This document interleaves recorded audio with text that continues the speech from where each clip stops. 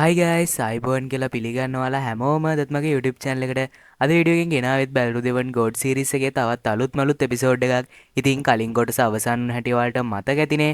ෂෝයන් වූචෙන් නගරයට ලොකුම ලොකු තෑග්ගක් දුන්නනේ. එහෙනම් අපියම අද කොටස බලන්න. භූජෙන් නගරේ සිදුණු පිපිරීම සෙමෙන් සංසුන් වෙනවත් එක්කම ෂෝයන් සෑහීමකට පත් වුණා. කෙටි කාලයක් තුළ මේ වූචෙන් නගරය තමාට කරදරයක් වෙන්නේ නැති වෙයි කියලා ෂෝයන්ට හිතුණා. මොකද කිව්වොත් මෙවර වූචෙන් නගරයට සිදු වූ පිපිරීම නිසා එයාලට අතිවිශාල හානියක් සිදු වෙලා තිබුණා. පවුලේ සිටි ප්‍රභූවරුන් 3 දෙනෙක්ගෙන් දෙන්නෙක්ට වඩා මිය ගිහින් තිබුණා. වුහුවන්ද මේ පිපිරීමෙන් මිය ගිහින් තිබුණා. මූ පවුලේ ප්‍රභූවරුන්ද 3න් 1ක් පමණ විනාශ වුණා. තවද සෝල් ඩීකන් විසින් රැගෙන ආ සියලුම පිරිසද ඔහුව හැර මිය ගොස් තිබුණා. පිපිරීම සිදු වූ මොහොතේම සෝල් ඩීකන් විසින් තමාගේ අනුගාමිකයන්ගේ සිරුර සහ ආත්ම බලය යොදාගෙන තමා ඉදිරියේ විශාල ආරක්ෂිත ආවරණයක් හදාගත්ත නිසා මේ පිපිරීමෙන් අඩුවෙන්ම හානි සිදු වුණේ ඔහුට. නොදකින් තිරිසන් කොල්ලා අපිට කොලොප්පම් කරගෙනත් ආවා. වූචෙන් නගරාධිපති කෝපයෙන් කියනවා. ඊට පස්සේ එයා හිස් අවකාශයෙන් යමක් අල්ලාගත් අතර එයාගේ අත්ල මත ශූන්‍ය භවයේ වාතයක් මතුවුණා. එම දුර්වල හුස්ම වූහුවන්ගේ ආත්ම ශක්තියයි. නමුත් මීට මොහොතකට පෙර සිදු වූ පිපිරීම නිසා මෙම ආත්ම ශක්තියද ඕනෑම මොහොතක නිවී යන්න පුළුවන් කියලා එයාට තේරුණා. නගරාධිපතිතුමනි කරුණාකරලා සංසුන් වෙන්න. වූහුවන්ගේ තත්වයට ඖෂධ නැත්තේ නැහැ. අපේ සෝල් ක්ලෑන් එකේ සඳහන් වෙනවා ප්‍රබලයන් රැසකගේ ආත්ම ශක්තිය එකතු කරලා ඇතුල් කරොත් වූහුවන්ට නැවත පණ දෙන්න පුළුවන් කියලා. සෝල් ඩීගන් තමයි මෙහෙම කියන්නේ. ඒක ඇත්තක්ද? වූචෙන් නගරාධිපති පොඩ්ඩක් පුදුමයෙන් අහනවා. සෝල් ක්ලෑන් එකේ යටි අරමුණ මොකක්ද කියලා එයා නොදැන සිටියත් මීට පෙර ඔවුන් සෝල් ක්ලෑන් එක සමග සහයෝගයෙන් කටයුතු කරමින් තොරතුරු සහ භාණ්ඩ හුවමාරු කරගෙන තිබුණා. බය වෙන්න එපා. අපේ උදාර සෝල් ක්ලෑන් එකට ඔබතුමාට පුරු කරන්න ඕනකමක් නැහැ. සෝල් ඩීගන් යටිසිතින් සැලසුමක් හදනවා. ඔහුට සිටින්නේ මෙවැනි එකම පුතෙක් විතරයි. ඔහු තරමක් ඊර්ෂ්‍යාකාරී වුණත් ඔහුගේ සටන් ශක්තිය අඩු වෙලා තිබුණේ නැහැ. අනාගතයේදී වූහුවන් ස්වභාවිකවම ඔහුගේ තනතුරේ උරුමකාරයා කියලා දැනගෙන හිටියා. මේකට ඉතින් ගොඩක්ම මහන්සි වෙන්න ඕනේ නගරාධිපතිතුමාම තමයි. වූචෙන් නගරාධිපතිතුමා ප්‍රමාණවත් තරම් ආත්ම එකතු කරගන්න ඕනේ. ඊට පස්සේ අපි වැඩේ කරමු. සෝල් ඩීගන් hina වෙමින් කියනවා. එතන සිට මූ පවුලේ පිරිසද මෙම වචන අසා තිගැස්සී ගියා. වූචෙන් නගරාධිපතියා සහ සෝල් ඩීගන් රහසින් යමක් කතාබස් කරගන්නවා කියලා එයාලට තේරුණා. අනිත් පැත්තෙන් ෂෝයනුත් ගොඩක් මහන්සි වෙලානේ හිටියේ. එයා ඩිමොනික් බීස් කඳුපන්තේ ගැඹුරු ස්ථානයක තිබිච්ච ගුහාවක් සොයාගෙන තුවාල සුව කර ගැනීමට එතන නතර වෙනවා. මීටර 10ක් පමණ දිග ඇති කුඩා ගුහාවක් තුල ෂෝයන් Tamanගේ වෙනස් ගිනි වලින් තැනු විශාල කළු පැහැති පාලකය Tamanගේ ඉදිරියේ තබා කකුල් මාරු කරගෙන තම සිරුරේ තුවාල සුවපත් කරගනිමින් සිටියා. අපේක්ෂා කර පරිදිම වෙනස් ගිනි 22 මුල් ශක්තියින් ඒකාබද්ධ කිරීම නිසා එයාගේ ආත්ම ශක්තිය ගොඩක් වැය වෙලා තිබුණා. ඉතිරි ආත්ම ශක්තිය ඈත සිටි ආත්ම නියෝජිතයා පාලනය කිරීමට වැය වෙලා තිබුණා. මේ වන විට ෂෝයන්ගේ මොහොන සුදු මැලි වෙලා තිබ්බ අතරම එයාගේ ආත්ම ශක්තිය සම්පූර්ණයෙන්ම වගේ නැති වෙලා තිබුණා. කොහොම වෙතත් වාසනාවකට මෙන් ෂෝයන් ළඟ සටන් ශක්තිය සහ ආත්ම ශක්තිය නැවත ලබා ගන්න පුළුවන් ඖෂධ පෙති විශාල ප්‍රමාණයක් තිබුණා. ඔහු ගුහාව තුල සිට සුවපත් වීමට පටන් ගත්තා. "හේයි ෂෝයන්, උඹ මීට කලින් ඒකාබද්ධ කරපු විනාශයේ පියුම් මල අතිශයින්ම භයානකයි. නුඹේ ආත්ම ශක්තියේ එම්පයර් රිල්ම් මට්ටමට පැමිණ නොතිබුණා නම් උඹේ තත්ත්වය අර තෙපත් පියාපත් අශ්වයාට වඩා යහපත් වෙන්නේ නැහැ." එයාගේ ගුරුවරයා වන ගෝල්ඩන් ඩ්‍රැගන් කින් සෙමෙන් එළියට පැමිණ හුස්ම සෝපත් කරගනිමින් සිටි ෂෝයන්ට කියනවා. ෂෝයන් ඒක අහලා hina වෙනවා. වෙනස් ගිනිවල මූල ශක්තියින් ඒකාබද්ධ කිරීම කියන්නේ ඩූචි මහද්වීපයේදී එයාගේ ප්‍රධානතම තුරුම්පුවනේ. මෙම ඩූඩි මහද්වීපයට ආවට පස්සෙත් එයාට එක ප්‍රගුණ කිරීමට සිදුවුණු අතරම වාසනාවකට වගේ මේ ඩූඩි මහද්වීපයේදී පවා මෙම විනාශයේ පියුම්වල ෂෝයන්ගේ ප්‍රබලතම මාරාන්තික ප්‍රහාරය වුණා. එහි ඇති එකම අඩුපාඩුව නම් මෙතරම් භයානක පියුම්වලක් සෑදීමට යම් කාලයක් ගත වීමයි. මීට කලින් හිටපු නිල් පාට ඇඳුම්කාරයගේ හුස්ම හුරු පුරුදු එකක් වගේ දැනුණට මං එහෙම කෙනෙක්ව මීට කලින් හමු වෙලා තියෙනවා කියලා මතකයක් නැහැ. නමුත් එක දෙයක් ෂුවර්. අර අශ්වයා කියන්නේ දේවදූත පවුලේ වාහනයක් වගේ සහකරුවෙක්. ඒ නිසා නිල් ඇඳුම්කාරිය දේවදූතයෙක් වෙන්න ඕනි. ඒ වගේම අර අශ්වයාට පියාපත් 3ක් තියෙනවා කියන්නේ පවුල ඇතුලේ උගේ තත්ත්වෙත් ලොකු අඩුවක් නැහැ. එහෙම් බලද්දී නුඹට චින්නුවන් ගැන වැඩි කනගාටු වෙන්න දෙයක් නැහැ. අනාගතයේදී ඇය ඔයාට වඩා දෙවෙනි කෙනෙක් වෙන එකක් නැහැ. ගෝල්ඩන් ඩ්‍රැගන් කින් විග්‍රහ කරනවා. තම ගුරුවරයා වන ගෝල්ඩන් ඩ්‍රැගන් කින් කරුණු විග්‍රහ කරනකොට ෂෝයන්ද තම තුවාල සුවපත් කරගෙන අවසන් වුණා. පියුම් මල ඒකාබද්ධ කිරීම නිසා සිරුරට සිදු වූ හානියෙන් 80%ක්ම සුව වෙලා තිබුණා. ෂෝයන් ඊට පස්සේ ආපහු ගුරුතුමාගෙන් අර කාරණේ ගැනම අහනවා. "ඈ ගුරුතුමනි අයියවා කලින් එහෙම කිව්වේ?" ෂෝයන් සැකසහිත දෑසින් තමයි අහන්නේ. නිල් ඇඳුම්කාරියගේ පිටුපස තිබූ සුදු පියාපත් චින්නුවන් සමග යම් සම්බන්ධයක් තියෙන්න ඕනි කියලා එයාට යන්තමින් අනුමාන කරගන්න පුළුවන් වුණත් ඔවුන් සැබවින්ම එකම ගෝත්‍රයක අය කියලා ෂෝයන් හිතුවේ නැහැ. තවද ෂෝයන් අර තෙපත් පියාපත් අශ්වයා සමග සටන් කරලා තිබ්බ නිසා එයාට යම් සැකයක් තිබුණා. උඹ දන්නේ නැහැ දේවදූත පවුලේ තත්ත්වය තීරණය වෙන්නේ පියාපත් ගණනින්. එක පියාපතක් තියෙන අර්ධ දේවදූතයෙක්ගේ සිට පියාපත් 12ක් තියෙන දෙවියන් දක්වා එයාලා විහිදිලා ඉන්නවා. පියාපත් ගණනට අමතරව පියාපත්වල පාටිනුත් එයාලව බෙදෙනවා. කොළපාට පියාපත් තියෙන්නේ දේවදූතයෝ ආරක්ෂා කිරීමටත්, රතුපාට පියාපත් තියෙන අය නීතිය ක්‍රියාත්මක කිරීමටත්, සුදුපාට පියාපත් තියෙන අය දේවදූත කණ්ඩායම් විදිහටත් ක්‍රියා කරනවා. උන්ට ප්‍රබල සුව කිරීමේ හැකියාවක් තියෙන නිසා උන් සටන් කරන්න දක්ෂ නැහැ. ගෝල්ඩන් ඩ්‍රැගන්කින් සිනාසෙමින් කියනවා. ෂෝයන්ට මේ වෙලාවේ ලොකු ප්‍රශ්නයක් එනවා. මොකද චින්නියුවන්ට තිබ්බේ දම්පාට පියාපත් නිසා. එතකොට චින්නියුවන්ගේ දම්පාට පියාපත් මුලින් චින්නියුවන්ගේ පියාපත් පිරිසිදු සුදු පැහැති වුණත් වර්ණවත් මල පිපීමත් සමග ඒවා දම්පැහැයට හැරුණු බව ෂෝයන් දැක්කා. එම දම්පැහැය මලෙන් ලැබුණු එකක් නෙමෙයි. චින්නියුවන්ටම හිමි එකක් බඳු වුණා. වර්ණවත් මල කරේ ඒක මතුවීමට මඟ පෑදීම පමණයි. දම්පාට පියාපත් තියෙන දේවදූතයන්ට තියෙන්නේ අතිශයම උසස් ලේශක්තියක්. උන්ට සුව කිරීමේ බලයට අමතරව සැබෑ පුනර්ජීවන මායාවන් පවා පුළුවන්. මිනිස්සු සාමාන්‍යයෙන් උන්ව හඳුන්වන්නේ අග්‍ර දේවදූතයන් නැත්තම් ගෝඩ් ඔෆ් දේවදූතයන් කියලා. ගෝල්ඩන් ඩ්‍රැගන්කින් පොඩ්ඩක් බයෙන් වගේ තමයි මුමුණන්නේ. ෂෝයන් මේ කාරණාවෙන් ගොඩක් පුදුම වෙනවා.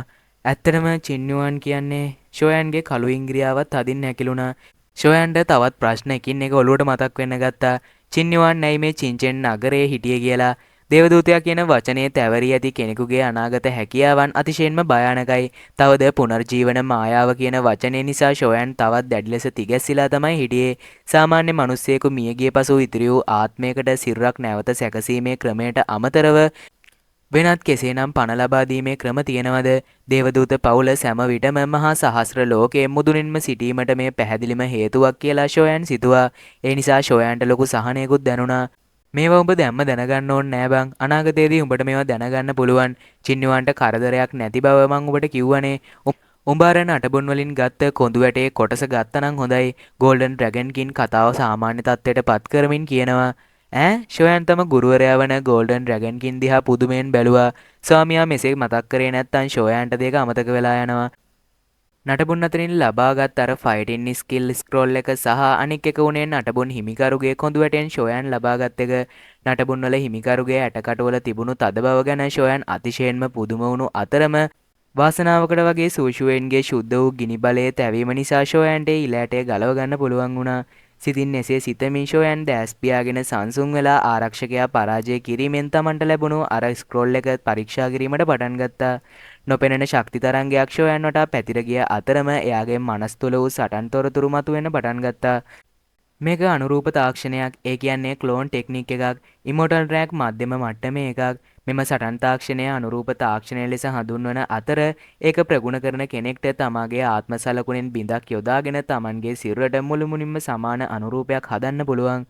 මෙම අනුරූපය ප්‍රගුණ කරන්නා විසින් පාලනය කරනු ලබන අතර අනුරූපය විනාශ වීමෙන් ප්‍රගුණ කරන්නාට කිසිදු අතුරු ආබාධයක් ඇති වෙන්නේ නැහැ. විස්තරයේ තිබුණු වචන කිහිපයෙන් ෂෝයන්ගේ දැස් බැබළුණා. සමහර විට අනිත් අය මේකේ රහස දන්නේ නැතුව ඇති. නමුත් මෙම සටන් තාක්ෂණයේ ඇති බලය දන්නේ එයා විතරයි. මේ කියන්නේ අනුරූප තාක්ෂණයක් ගැන. මෙම කෙටි හැඳින්වීමෙන් එම්පයර් එල්ම් ආත්මෙන් සාධන ආත්ම නියෝජිතයාට වඩා මේක කිසිසේත්ම දෙවෙනි නෑ කියලා ෂෝයන්ට තේරුණා. එම්පයර් මට්ටමේ ආත්ම නියෝජිතයාට ෂෝයන්ගේ සැබෑ සිරුරේ ශක්තිය සහ හුස්ම තිබුණු අතර දෙදෙනා ඉතා හොඳින් එකතු වී වැඩ කරත් එහි විශාල අඩුපාඩුවක් තිබුණා. ඒ තමයි අනුරූපය විනාශ වුණොත් ඒකෙන් ෂෝයන්ගේ සැබෑ සිරුරටද විශාල හානියක් සිදු වෙනවා. ඒකෙන් බරපතල තුවාල සිට මූල ශක්තිය විනාශ වීම දක්වා දරුණු දේවල් වෙන්න පුළුවන්. කලින් සටනේදීත් ඒක වුණා ඔයාලට බලා ගන්න පුළුවන්නේ.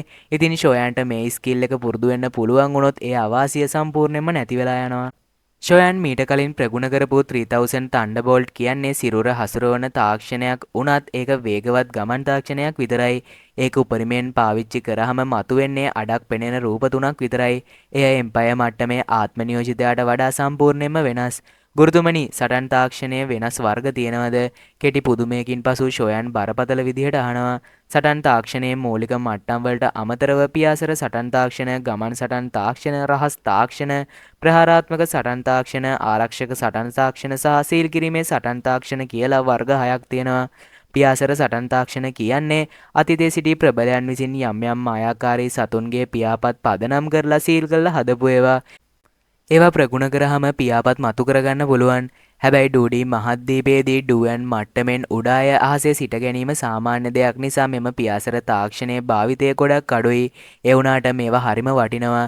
ගමන් සටන් තාක්ෂණය ඒ කියන්නේ මූවමන්ට් ෆයිටින් ස්කිල් කියන්නේ ඔබ ප්‍රගුණ කරපු 3000 තන්ඩබෝල්ට් වගේ වේගය හෝ අමුතු ගමන් මගින් ප්‍රකට තාක්ෂණයන්. සෑම ප්‍රබලයෙක් වගේ මෙහෙම එකක් ප්‍රගුණ කරනවා. නමුත් මම දන්න විදිහට ප්‍රබලම ගමන් තාක්ෂණයන්ගෙන් එක ඇසිපියල හෙළන සැනින් සැතපුම් දහස් ගණනක් යන්න පුළුවන්. ඊළඟට රහස් තාක්ෂණය කියන්නේ කෙටි කාලීනව ශක්තිය වැඩි කරගන්නා හෝ අමුතු ක්‍රමවලට ඒ දෙක හරියට නිකන් ඔබ ප්‍රගුණ කරපු ස්කයිෆයර් 3 මිස්ටීරියස් ට්‍රාන්ස්ෆෝමේෂන් එකට සමාන දෙයක්. දැන් ඔයාගේ ඉදිරියේ තියෙන මෙම අනුරූප තාක්ෂණයට එක ගොඩක් සමානයි. ඊළඟට ප්‍රහාරාත්මක සටන් තාක්ෂණය ඒ කියන්නේ ඇටැකින් ෆයිටින් ස්කිල් එක. ඒ කියන්නේ ඔයාගේ ඇඟේ තියෙන ගිනි එකතු කරලා හදපු විනාශය පියුම්මල වගේ ඒ වගේ ප්‍රහාරයන්ට ගිය නමක් තමයි මේක. ඊට පස්සේ ආරක්ෂිත සටන් තාක්ෂණ ඒ කියන්නේ ඩිෆෙන්සිව් ෆයිටින් ස්කිල්. ඒකෙන් නමෙන්ම තේරෙන විදිහට ප්‍රබල ආරක්ෂක බලයක් තියෙනවා. ආරක්ෂක බලය ප්‍රහාරයට වඩා වැඩි වුණාම ප්‍රහාරය ඉබේම කැඩලා යනවා. ඊට පස්සේ සීල් කිරීමේ සටන් තාක්ෂණ ඒ කියන්නේ සීලින් ෆයිටින් ස්කිල්. මේවා මූපවුලේ වැඩිහිටියෝ තිදෙනා උඹට කලා වගේ එක්කෙනෙකුගේ හෝ කිහිප දෙනෙකුගේ ශක්තියෙන් යම් අවකාශයක් වෙන් කරලා බන්ධනය කරන ඒවා. ඒ සීල් තාක්ෂණය යටතේ කිසිම ගමන් තාක්ෂණයක් පාවිච්චි කරන්න බැහැ. ඔයාට මීට කලින් උනෙත් ඒකමයි. ගෝල්ඩන් ඩ්‍රැගන් කින් සිනාසෙමින් විග්‍රහ කරනවා. ෂෝයන් වැඩි දෙයක් නොදැන සිටියත් ගෝල්ඩන් ඩ්‍රැගන් කින් සියල්ල පැහැදිලි කිරීමට කැමැත්තෙන් සිටියා. මෙච්චර වර්ග ගොඩක් තියෙනවද? ෂෝයන් තොල් කමින් කියනවා. දැන් ඉතින් උඹ ඕක දන්නවනේ. මුලින්ම මේ අනුරූප තාක්ෂණය උත්සාහ කරලා බැලුවොත් මොකද? ගෝල්ඩන් ඩ්‍රැගන් කින් පවසනවා. ඔහු තුලද බලාපොරොත්තුවක් තිබුණා. හරි ෂෝයන් මෘදුව පිළිතුරු දුන් අතර පසුව ඔහු තමන්ගේ සටන් ශක්තිය ක්‍රියාත්මක කරලා විස්තරයේ තිබූ පරිදි පියවරෙන් පියවර ප්‍රගුණ කිරීමට පටන් ගත්තා. මේ කියන විදිහට අනුරූප තාක්ෂණය පදනම් වී ඇත්තේ ආත්ම ශක්තිය මතයි. මෙම තාක්ෂණයෙන් සාදාගත හැක්කේ එක් අනුරූපයක් පමණක් වුණත් ෂෝයන් නිරුත්සාහ වුණේ නැහැ. මොකද තීරණාත්මක මොහොතක මේක ඉතා ප්‍රයෝජනවත් වන අතරම මෙම අනුරූපය මිදී ගියද ෂෝයන්ට කිසිදු හානියක් වෙන්නේ නැහැ. වැඩිමුණොත් යම් ආත්ම ශක්තියක් වැය වෙනවා විතරයි. සැලසුමක් ඇතිව ෂෝයන් පසුබට නොවුණු අතර තමන්ගේ මනසේ වූ විශාල ආත්ම ශක්තිය මතු කරගන්නවා. ෂෝයන්ගේ සම්පූර්ණ ආත්ම ශක්තිය තාම සම්පූර්ණයෙන්ම රිකවර් වෙලා තිබුණෙත් නැහැ. මොකද එම්පයර් මට්ටමේ ආත්ම නියෝජිතයෙකු නැතිවීම කියන්නේ පොඩි දෙයක් නෙමෙයි. එහෙනම් යාළුවනේ අදට එපිසෝඩ් එක මම මෙතනින් නතර කරනවා. වීඩියෝ ටිකක් පරක්කු වෙන්නේ මේ පැත්තට නම් අකුණු ගගහ වහිනවා. ඒකින්ද මම වීඩියෝ එකක් රෙකෝඩ් කරගන්න විදිහකුත් නැතුව හිටියේ. රෙකෝඩ් කරත් අප්ලෝඩ් කරනකොට පොඩ්ඩක් ප්‍රශ්න තියෙනවා මෙහෙට හෙන ගහනවා. එහෙනම් තවත් ඉක්මනට වීඩියෝ එකක් ගේන්න බලන්නම්. එහෙනම් ඔයාලා හැමෝටම සුබම සුබ දවසක්.